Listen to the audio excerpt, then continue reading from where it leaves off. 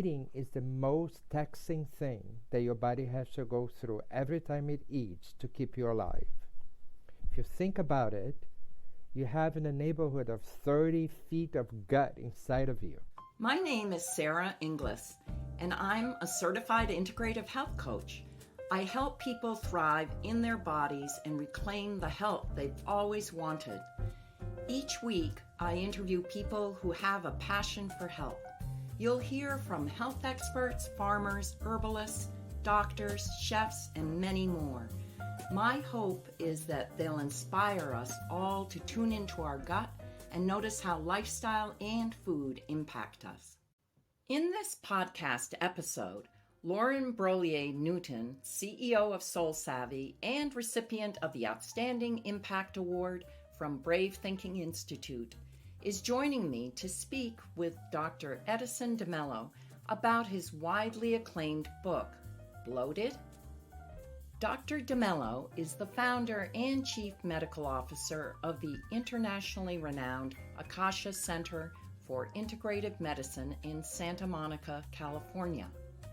He uses evidence-based integrative medicine to help his patients feel their absolute best. I am a huge fan of Dr. de Mello because he has a holistic view of health. He bridges the gap between Eastern and Western philosophies. I'm curious to find out what motivated him to write his book, Bloated. I love that he's written about this taboo topic with humor and compassion, as well as with supported scientific information. It's a highly readable book, which anyone suffering from bloating can understand. So many of my clients tell me that they want to get rid of their bloating, so I am excited to dive into this week's episode. I'm so very, very excited to have both of you here with me today. I am blessed. So I'm going to start with you, Dr. de Mello. What do you think most important for people to know about the mind-gut connection? The mind-body connection is the essence of life, right? That's here. And you add spirit there, and then you have the whole, the whole gift of life. So if our brains are our hard drive, the gut is the executor of the hard drive. It's what makes it work.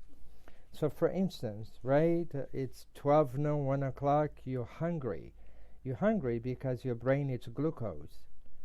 But your brain's going to get glucose through metabolism in your gut, through the food that you're going to eat. So the brain sends a signal to the gut that says, I'm hungry, prepare for landing, right?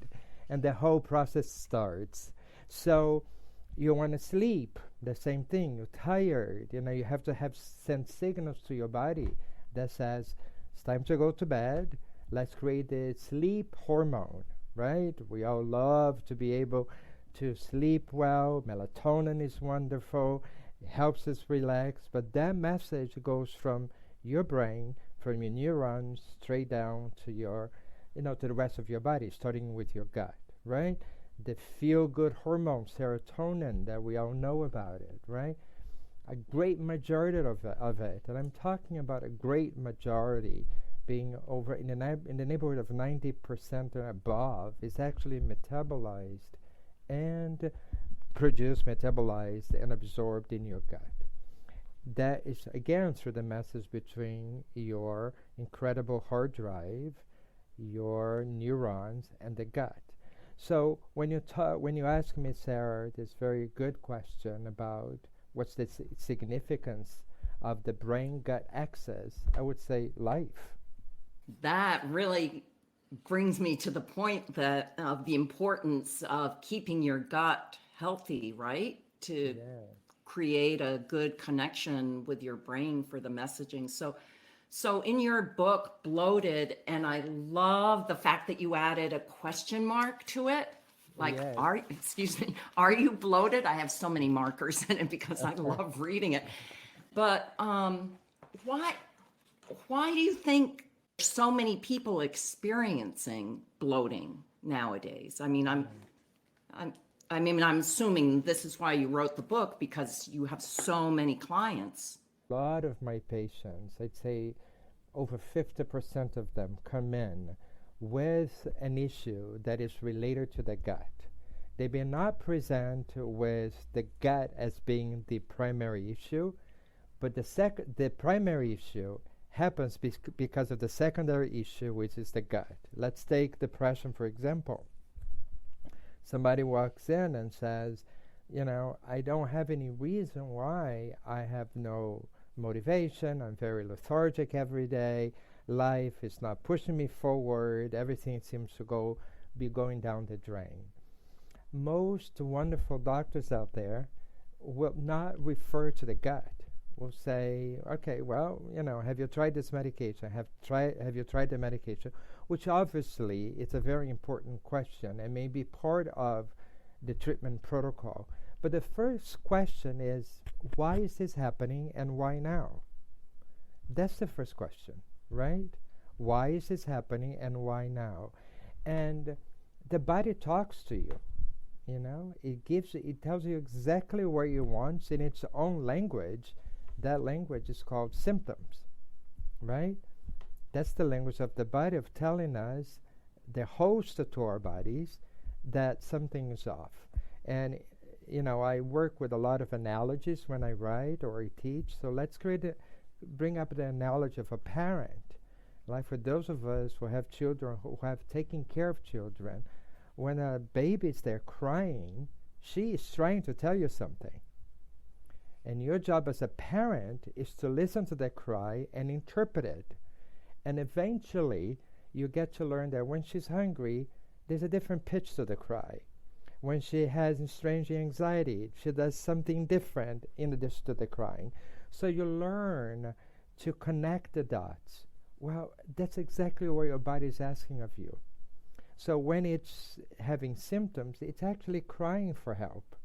And your job is to listen to that and start to make sense of it and start to ask questions, right? So going back to the depression example that I was giving, somebody walks in and says, I'm depressed, I don't have any joy of life, things are harder than they should be because they're not really that bad, it's my perception of it. I'm going to ask them why now, and what do you think is going on? Tell me more. And we're going to look to see, why is the body not producing serotonin? Right? Serotonin is the happy hormone. Why is the body not producing melatonin, the sleep hormone? Or in case of a woman, is she perimenopausal? Is there something going on with progesterone, for example, also metabolized significantly in your gut? Right, in your gastrointestinal system, it needs the connection. Is there something going on where your ovaries and other parts of your body being releasing hormone, but it's not being metabolized? And by metabolized, I mean, again, another analogy, right? If you have a hormone, it needs a receptor, like a key and a lock. If you have a key and you don't have a lock, that key is useless. But if I give you a key and I give you a lock, then here you go.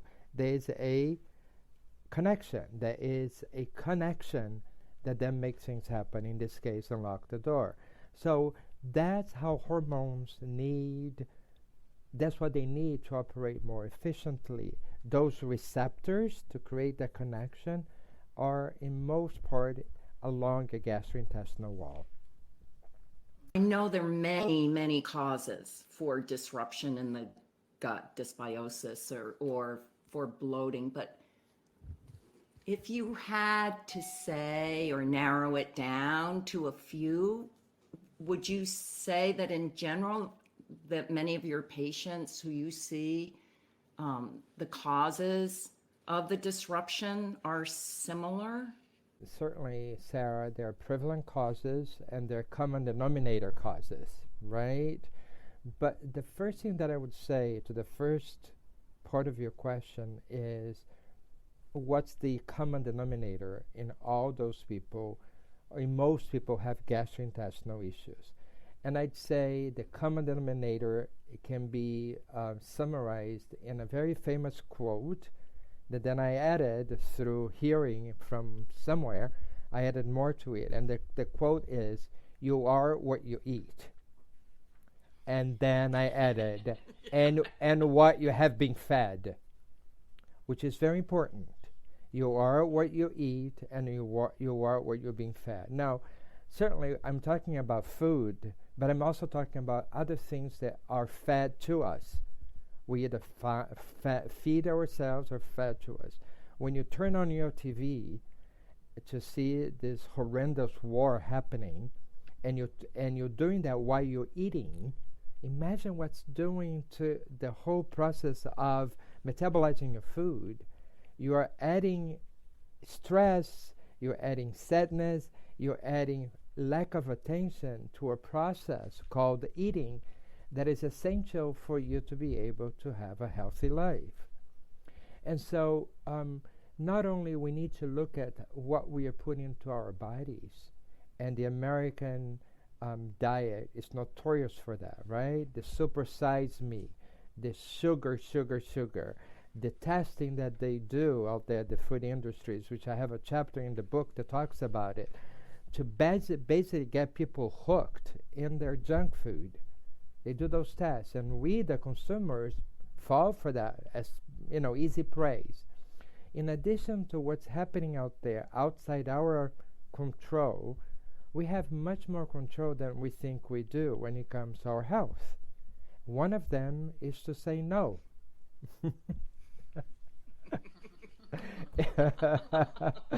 Right? It's so simple. Say no. Right? Why? Ask yourself, going back to the parent-child analogy, you become, a certain time in your life, you become the parent to your body. Right? I mean, who puts you to sleep? Who feeds you? Who bathes you? Who protects you from being hit by a car? So you are, in your case, these two very brilliant women here with me, you are the mamas to your body. And the men out there, you are the papas to your body. So let me ask you a question. Would you treat your child the way you treat your body? For over 25 years, I was a teacher, and one of my greatest joys in life is seeing people light up when they have an aha moment. It is pure magic. I've now combined teaching with my knowledge of health into live workshops. I teach throughout the country about gut health and how to transform your health. If you'd like to know when I'll be in your city, subscribe to my newsletter in the description of this podcast. I love that metaphor because right. It's like when once somebody asked me, now I want you, Sara, to tie up your sneakers if you were tying it up for one of your children. First I tied it just being me, and of course it was like, what? Day. That's really profound. It is. And so take a step back. Learn not to become a victim of what's being put in front of you. You have the power to say no.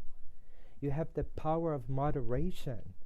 I'm not the one who promotes a strict diet where there's no pleasure. Who doesn't like to sit and have a little piece of chocolate, dark chocolate, or have a dessert once in a while, or better yet, have a glass of wine, right, with a French bread and little cheese? Are you salivating already? Because I am, right? Yes. Are right. we coming over after this? Yes, you can. You can. But the question is, here's the question: can you have the wine instead of the wine having you? Can you have the dessert instead of the dessert having you? Can you look at it and say, wait a second, do I need to eat that huge piece of pie that was put in front of me? Have you seen the size of the dessert that they serve? Do I really need to do that, or can I just look at it and go, I'm going to give my brain the little treat that it wants, and I'm going to be mindful about it. And so it's all about moderation. It's all about not being impulsive when you make decisions about how to treat your body, how to treat your gut. As you're describing it, there's this intentionality. There's this intentionality around the way you care for yourself and what you put inside your body. Exactly. There's a conscious decision that most of us do not make when we eat. We invented drive-through junk food. Can you imagine that? What we're saying to the people out there, what we're saying to our bodies, I have no time for you. My work, my driving from A to B is more important. So just put up with how I'm going to eat. I'm going to be eating while I'm driving. I'm going to eat. I'm not going to focus on my chewing. I'm going to be multitasking because your body is not important enough. That's what we're saying when we go through the drive-through. Now, believe me, I've gone through drive-throughs, and I probably will again in an emergency situation. So for those listeners out there who depend on drive-through to be able to nurture their bodies in the middle of the day, please know that I'm not judging you. What I'm saying is, even if you need to do that, be aware. Perhaps you can, buy the food eat in the car while you're sitting if you cannot get out of the restroom. But multitasking, eating while you're driving, it's not good for you. It doesn't give the body the stillness that it needs to metabolize those foods, to be able to be present in your body. Sara and Lauren, eating is fundamentally vital for life. And eating is the most taxing thing that your body has to go through every time it eats to keep you alive. If you think about it, you have in the neighborhood of 30 feet of gut inside of you. 30 feet. And you go like, how is that possible? Because it looks like a telephone cord. It looks like this, right? Here. Like it's all, that's your gut, right there, a telephone cord, right?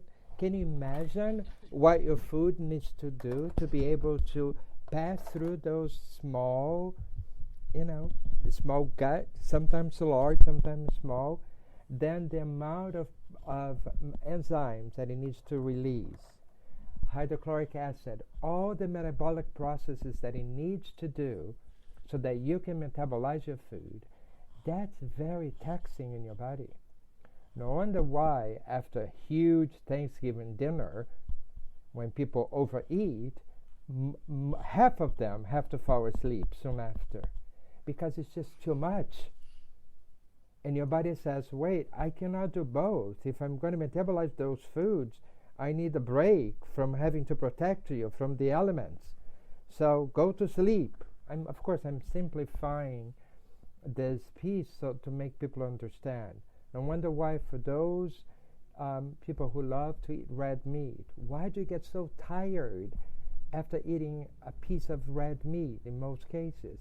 Because your body needs a lot of energy. It requires a lot of energy to break it down.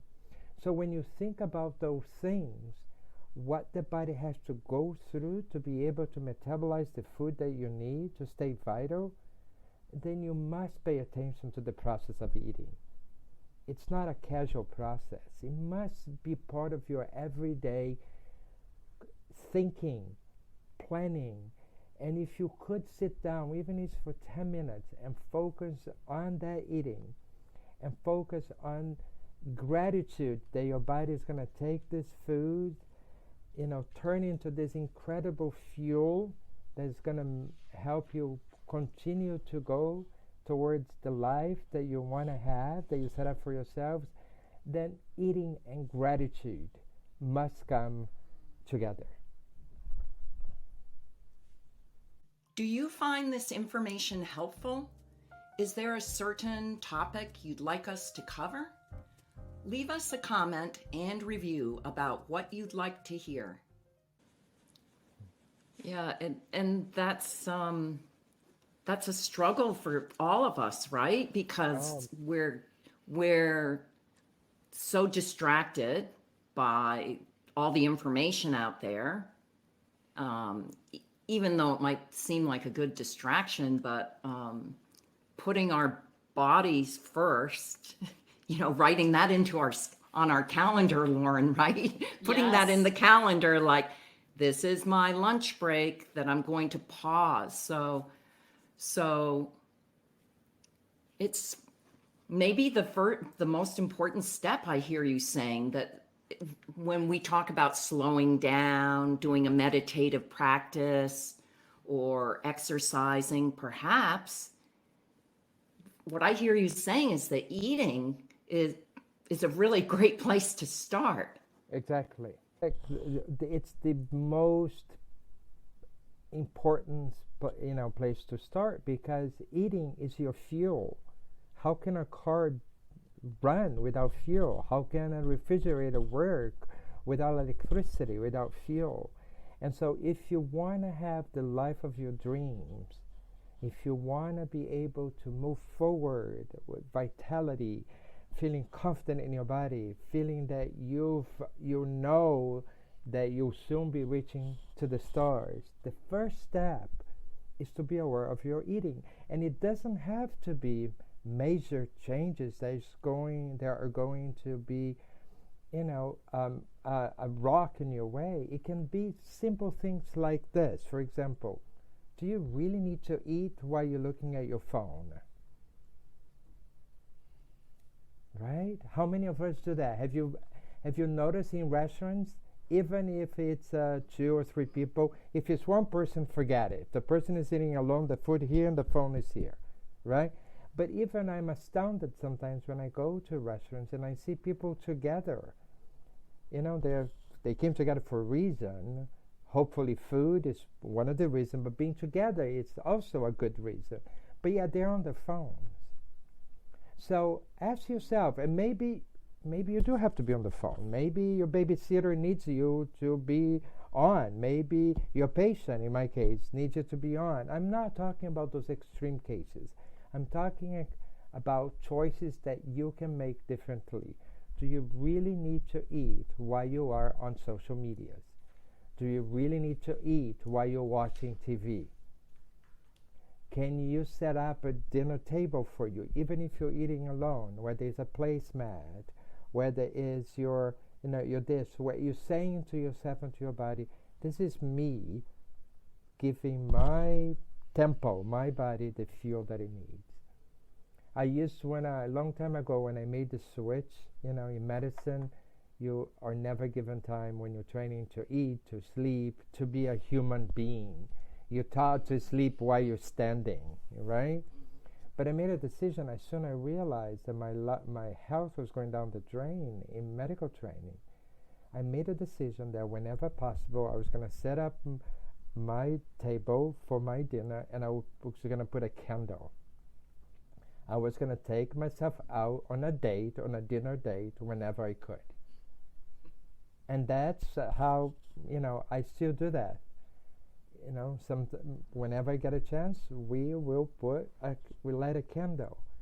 That simple fact of lighting a candle says, oh, look, I'm thinking of how to be peaceful in my body as I receive the nurturing. Mm-hmm. That's a great transition, I think, into my question. Everything that I did to get into this work stemmed from when I was age 14 to 21, having terrible gut issues, to the point where I would only go to school, go to work, go home, and otherwise I was afraid to go anywhere because of my persistent gut issues. And when I learned how to think differently, so when you said the quote, you are what you eat and what you've been fed, when I learned how to think different thoughts, how to release anxiety, how to not do what you're saying, which is go through a drive-through and be listening to the news while you're eating and driving. And when I learned all that, my gut issues seemed to magically, and of course now we know it wasn't magic, but they magically went away in a very short period of time. So with that lead up, my question for you is, and what my life's work today is of course helping people build the life that they want. What do you think is the importance of dreams, fulfilling your purpose, doing what you feel like you were born to do in this lifetime? What do you think the importance of that is in relation to health and wellness? Goodness, what a great question. Do you have a couple of hours, Lauren? Or a few weeks. Right, or well, that's a great title for a workshop.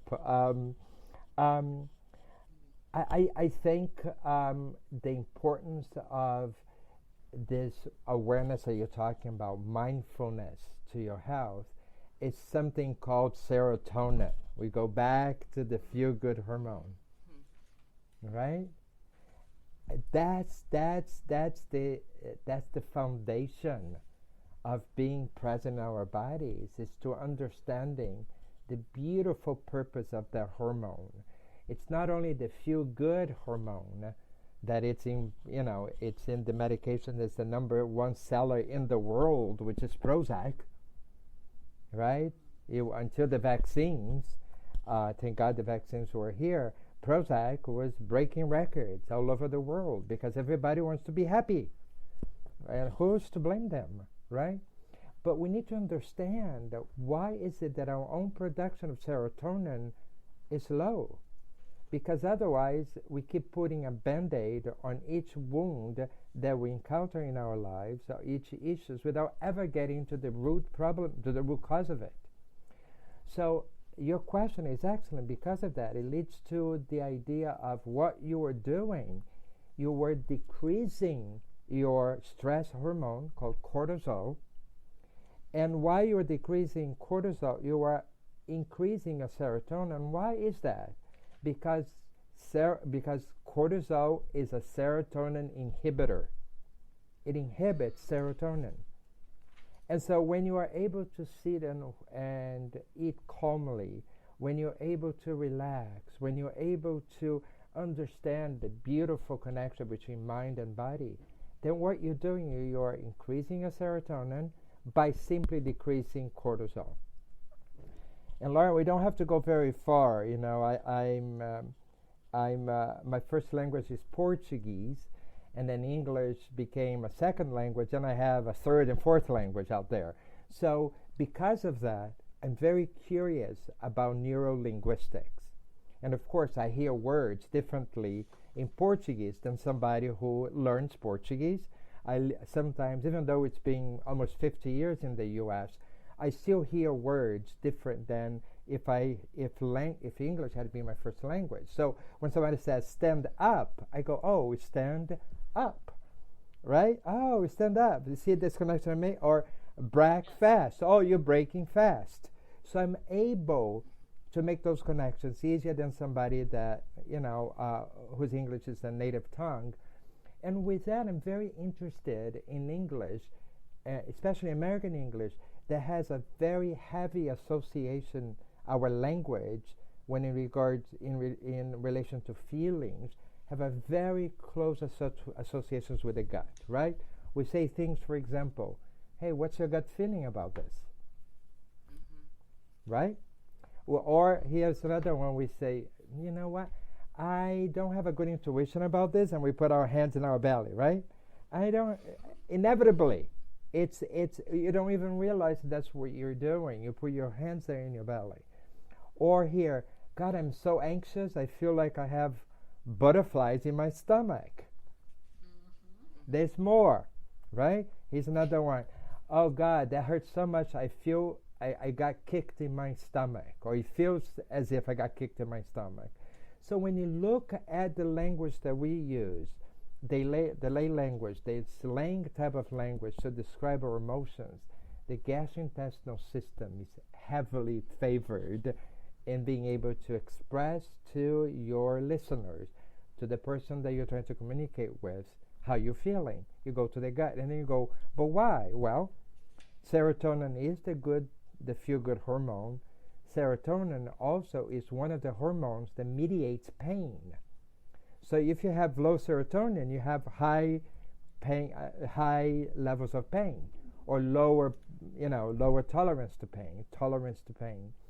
And so when you start to understand this, then you start to understand the power of language in describing our emotions. In this case, specifically American English. Did I answer your question? Yeah. Absolutely. I mean, it just gives the scientific backing to why we start to live into purpose and things that matter to us and thinking along clear lines and nurturing ourselves, why everything seems to get better. Because Yeah. now, like you said, we're robbing that cortisol and increasing that serotonin. It's beautiful. Exactly, exactly.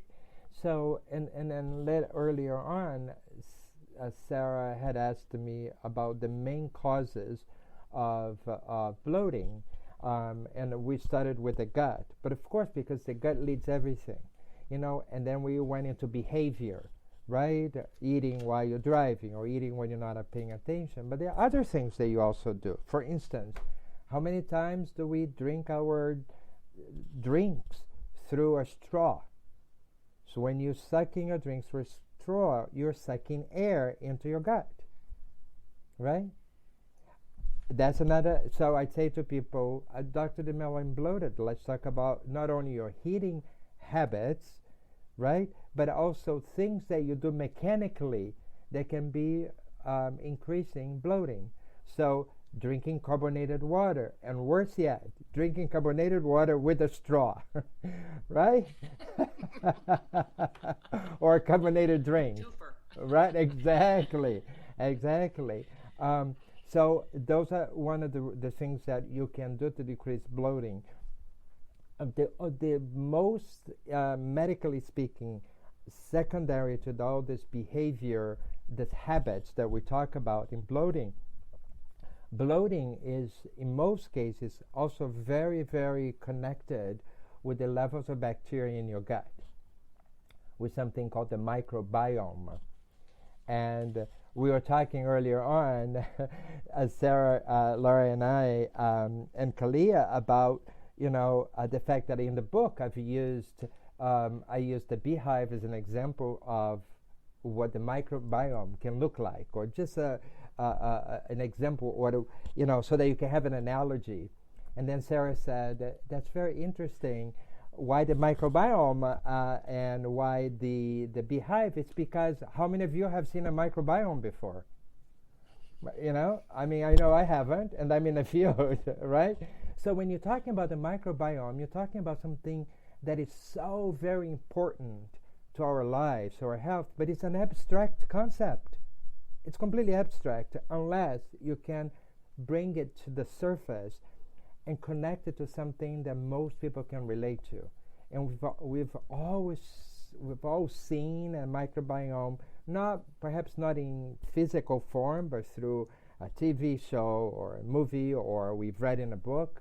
And that's what it is, right? The microbiome, or in this case, a beehive, is hundreds of thousands of bees working together with one single goal: to produce good honey. And what they need is pollination, good food, good temperature. They need good water, a good water source. But they also need a beekeeper who cares so much about them that he knows that the best way to show them love is to leave them alone. And so he leaves them alone. It doesn't go and poking. So let's go to the microbiome. What's the microbiome? Literally billions and trillions of bacteria in your gut that has the function of metabolism. Those are the same bacteria that helps us make wine, that helps us make cheese, that help us make fermented foods, right? That's the same bacteria that helps us sometimes with protecting ourselves from other bacteria, the so-called helpful bacteria. So the microbiome does that, and then the function of the microbiome then is to promote a lot of this metabolic process, to help you with your hormone metabolism, to help you with, creating better enzymes for your body, to help you make sure that your food is going the proper way, or it's being metabolized the proper way. What happens when the microbiome overgrows? Here's another example. You have a beautiful yard, beautiful garden, you put your lawn, and suddenly there's this unwanted other weed that keeps coming up. And then you go, it's destroying my beautiful lawn. So you need to take that out. So that's what happens when you have bad bacteria. because of bad eating, because of stress, because of the busy life that we have, bad bacteria can come in and basically challenge the good bacteria. And so they can instead of being at bay, they can overgrow. And that's what's called intestinal bacteria overgrowth, right? And so, and when that grows, you can have something called SIBO, you can have something called, inflammatory bowel disease. It's all a way to explain a symptom, but the symptom is the same. And the idea to take care of this ill-functioning microbiome is to listen to your gut, is to talk to somebody who knows what she is doing, to get some coaching, and then to be curious about why am I feeling this and why now? Because that is where the answer is for most people who want to be healthy. And to read books like what I put out there. There are websites that can help you. There are coaches like Sara and Lauren that can help you. These are the people that can be out in your corner and be somewhat more objective, because they're not living with what you're living. So they can step back and say, okay, right now, here's the steps that I've learned we need to take to be able to have you optimize your health. The wellness center that you've created, Dr. de Mello, is just appears to be so all-encompassing of bringing Eastern and Western philosophies and practices together, looking at the whole person. When did you first have that dream to create the Akasha Center? Because it's just, in my point of view, it's a phenomenal model. Thank you so much. So grateful. I am a psychologist by training as well. And when I was writing a PhD dissertation, I wanted to write one in gut feelings. I saw that a lot of my clients as a psychologist coming in and having a lot of issues in their lives, and usually a common denominator physically for my patients were that their guts were out of balance. And so I became very interested in that. So when it came time for me to go into my doctorate program and to decide on a thesis, and a dissertation actually, I chose gut feelings. So it's called Gut Feelings, Psychosocial Factors in Gastrointestinal Disease. And, I've been around the corner for a little bit. So we're talking about 1994, 1993. And so I went to do my research at a hospital in Oakland, California, called Highland Hospital. And back then, it was a hospital that served a lot of people that were, underserved. They were marginalized by the system. And so I wanted to go there. And as I was doing research to collect the data, would range from doctors not knowing what to do with these patients to doing what's called exploratory surgery, because they couldn't figure out, only to find out there was nothing wrong with their gut. Even that I was seeing, I realized that I have such an immense passion for this. And so as a kid, I've always wanted to be a doctor. I used to cut my sister's doll's arm so that I could surgically reattach it. She would say, "Mom, he's doing it again." So being a doctor was always part of my kind of vision, but life took a different turn, and I decided to become a psychologist. It's what I could do instead. And when I got there, I realized, oh, no. I'm going to go into medical school. I've got to do this. And I was about 32 years old at the time. And people thought I was having a midlife crisis, an early midlife crisis. How can a 32-year-old be going to medical school? And right then I realized that what I wanted was a center that became a sanctuary for health.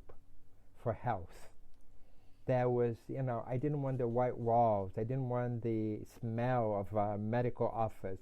I wanted to create a home with a living room called the waiting room, and then a nice sitting area where people would come to have a conversation with me about their health. I wanted them to start feeling better the moment they walked in, to realize that here's a place of where we see you. And I wanted to instill upon my team, which I'm lucky to have been able to put together, the idea that you have to meet your patients before you meet their diseases. If you don't meet the patient before you meet the disease, you're missing a great part of the equation. The patient's medical history, be it, or part of the medical history, be it cardiovascular disease, cancer, is on the website somewhere. You can find, a paper that describes the symptom. But the patient's life is not there. Go find out what their passion is. What makes them tick? What's the vision for themselves? Ask them if this disease had a message. Not that we're not going to take care of it, we will. But if it had a message for you, what would that message be? And so that's how the Akasha Center came to creation. And Akasha, for me, it's a Sanskrit word that means the fifth element. There's 4 elements on the planet, right? Water, fire, air.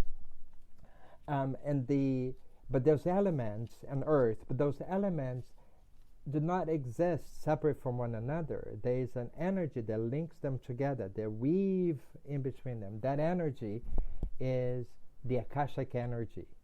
You can call it the sixth sense. You can call it, intuition. I call it the Akasha energy, which is a sense that you have, an intuition that you have that connects all the other elements on the planet. So that's a beautiful, beautiful answer. I want to ask you one last question, and that is, if you could go back 30 years and give yourself health advice, what would it be?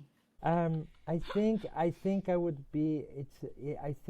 go back to and be more conscious about what we've been talking about as part of the podcast, which is mindful eating. I think I would show more respect to my body's process of eating. I think I would try to show it more gratitude and to say, my goodness, what you do for me every day to allow me to operate, to reach for my dreams, it's unbelievably generous. It's unbelievably kind. It's unbelievably strong. I mean, you get up every day and you go to work. Your body has been working for you all night long. So in the morning, you could get up and go to work. You never think about it. You think about, I have to brush my teeth. I have to have breakfast. I have to put the kids to school. I need to call, my ride. Whatever you do, you think about logistics, which of course we need to. I do the same thing. But how many of us say, wow, body, you got me ready for this? Wow, right? When you're sitting and talking, right? In a few minutes when we are done with this, I'm going to have to get up and go see patients. I have to get up against the atmospheric pressure. There's 5 tons of pressure pushing down on me. But yet, I'm going to get up and walk without even thinking about it. And what it takes for me to do that, it's unbelievably beautiful. And some of us may even say divine. Because blood has to rush all the way to your legs. Your blood pressure has to balance so that, it doesn't get low. It doesn't go too low, because otherwise you're going to fall. So your blood pressure has to regulate. Your eyes have to focus where you're going. So your pupils get a little smaller because it's going to focus. And then you get up and you do this. And you go do your life. How many of us think about that? And so that's what I would do if I could go back 20 years ago. Show my body a lot of love, a lot of gratitude, and a lot of my God, you've got my back. Should I say, you've got my body, right? That's so beautiful. It is so very beautiful. Giving us the pictures to remember all this vital information and to help me better respect my own body. I am just in awe, and I think when people listen to this podcast, this is something that will change the course of their life forever by means of your generosity in sharing it with us today. So I'm choked up because I know how meaningful this is going to be to so many people who have the opportunity to hear it. Wow. Makes me really very pleased, very honored, and very grateful to spend this hour with both of you. Thank you again for having me. Thank you very, very much.